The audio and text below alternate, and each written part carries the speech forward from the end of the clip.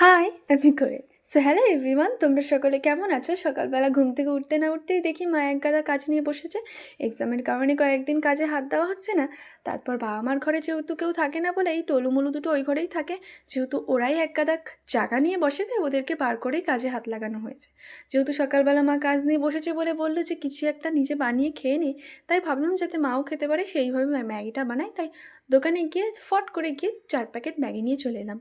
ভাবলাম তোমাদের সাথে আমি আজকে 2 মিনিটের ম্যাগি 5 মিনিটে রান্না করে দেখাবো। সো সবার ফার্স্টে জলটাকে গরম হতে দিয়ে তার মধ্যে নুন আর একটু তেল দিয়ে দিয়েছিলাম। তেলটা এই কারণেই দেওয়া যাতে সেদ্ধ হওয়ার পর ম্যাগিগুলো সাথে সাথে লেগে না যায়।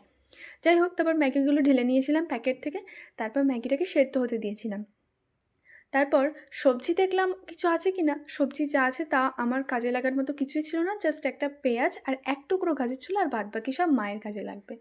সো সেগুলোকে কেটে নিয়েছিলাম। আর জানো তো, রান্না করতে কিন্তু খুব একটা ভালো আমি পারি না, কিন্তু এই টুকটাক ম্যাগি মানে টুকটাক খাবার দাবার বেশ ভালোই, ফোন দেখে পারলে ভালোই রান্না করতে পারি। তো যাই হোক, এখানে পেঁয়াজ গাজর কুচি এক জায়গায় রেখেছি, আর ওদিকে লঙ্কা ধনেপাতা আর ম্যাগি সেদ্ধ করা জলটা, আর এদিকে ম্যাগির মশলাগুলো রয়েছে। সো তারপর আবার গ্যাসটাকে জ্বালিয়ে কড়াইটাকে গরম হতে দিয়ে তেল দিয়ে দিয়েছিলাম। তারপর যে সবজিগুলো আমি কেটে রেখেছিলাম সেগুলো তার মধ্যে দিয়ে দিয়েছিলাম। যাই হোক, দিতে গিয়ে জল মনে হয় কোনো ক্রমে ওর মধ্যে পড়ে গেছে বলে এতটা ছিটকাচ্ছিল যে কি বলবো।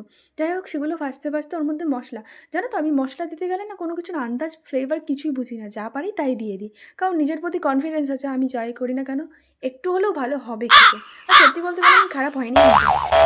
তারপর ম্যাগি মশলাগুলো দিয়ে দিয়েছিলাম, একটু কষিয়ার মধ্যে জল দিয়ে দিয়েছিলাম।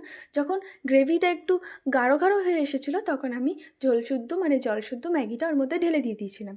তারপর দিয়ে দিয়েছিলাম একটু ঢাকা নেড়ে চেড়ে আর কি। তারপর 2 মিনিট ওয়েট করার পর তার মধ্যে লঙ্কা কুচি আর ওই ধনেপাতা কুচিগুলো দিয়ে দিয়েছিলাম, যাতে ধনেপাতার গন্ধটা আমার আবার খুব ভালো লাগে, জানো তো। তারপর যাই হোক, সেগুলো দেওয়ার পর আবার একটু ঢাকা দিয়ে দিয়েছিলাম।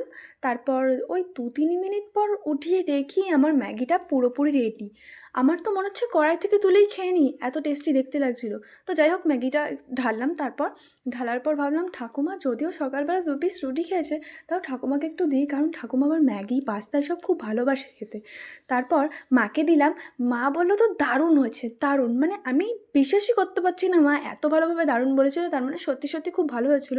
তারপর নিজের হাতের রান্না নিজে খেয়ে তো আমি তো জাস্ট অবাক আমি এত সুন্দর রান্না করতে পারি, আমি বিশ্বাসই করতে পারছিলাম না, জাস্ট বিশ্বাস করতে পারছিলাম না।